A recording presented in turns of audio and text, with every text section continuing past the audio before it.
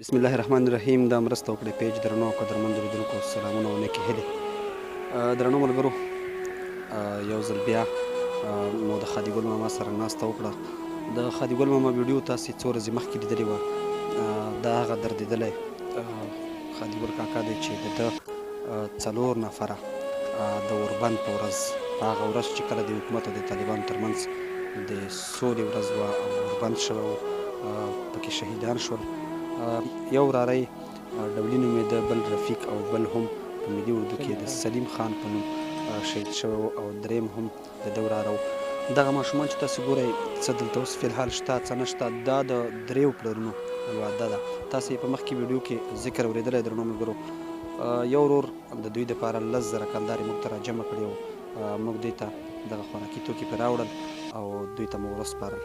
دغسې نورې کورنۍ هم زموږ سره شته. قدرمنو ملګرو، یوه یادونه چې ما په بار څو ویډیوګانو کې تاسو ته وکړه چې ژمی را روان دی، د دغسې یتیمانانو، د دغسې غربت نه ډکو کورنیو کې ماشومان دي، یتیمانان دي، بې سرپرسته یتیمانان دي چې څوک یې د مزدورۍ نشته.